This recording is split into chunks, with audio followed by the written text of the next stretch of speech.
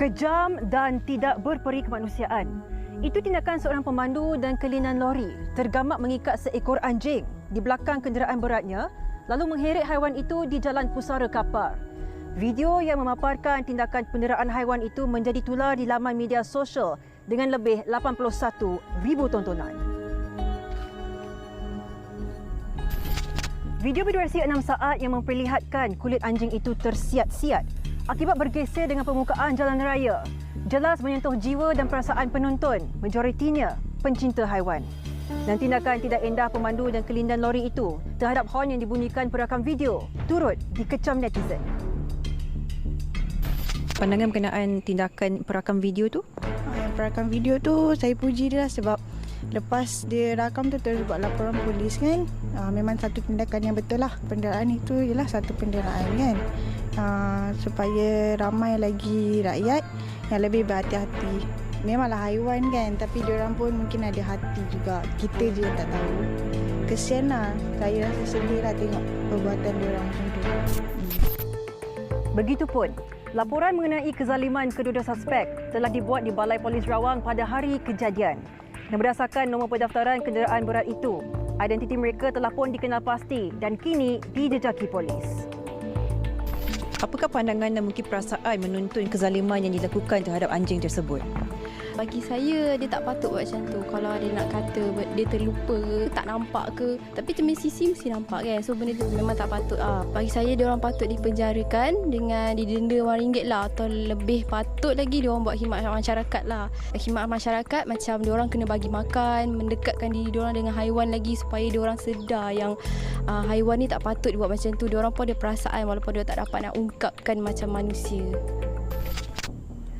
Menurut Presiden Persatuan Haiwan Malaysia, Ari Dwi Andika, pihaknya menerima lebih 1,000 aduan berkenaan penderaan, pengabaian dan pembunuhan haiwan sepanjang tempoh PKP sejak Mac lalu sehingga PKPB kini.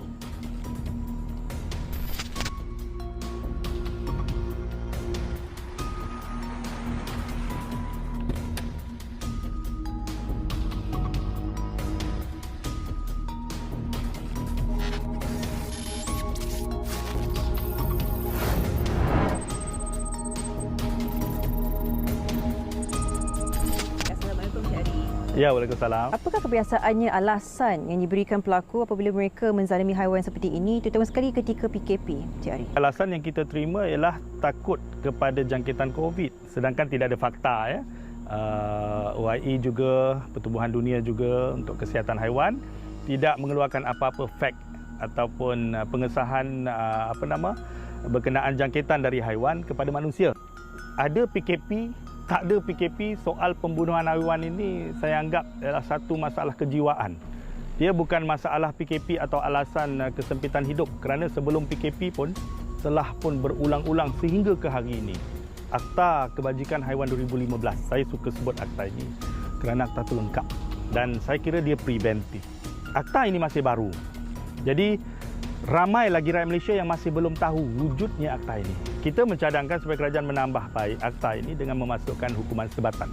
Isu penderaan, pembunuhan haiwan, pengabaian dan sebagainya ini bukan satu isu kecil. Jangan anggap isu kecil kerana sesuatu yang kecil itu akan menjadi besar. Kebanyakan pembunuhan bersiri ini bermula dengan penderaan haiwan. Sebab itu kami di Persatuan Haiwan Malaysia, kita cure, kita prevent is better than happen. So kita buru penjenayah haiwan dan Animal Malaysia ini tidak melakukan kerja rescue untuk awam dan tidak ada shelter, melainkan kita buat secara bersendiri kerana fokus kita advocacy. Mereka yang melakukan penderaan ke atas haiwan boleh disiasat mengikut Akta Kebajikan Haiwan 2015. Hukuman 3 tahun penjara ataupun denda maksimum sebanyak RM100,000 atau kedua-duanya sekali boleh dikenakan jika sabit kesalahan.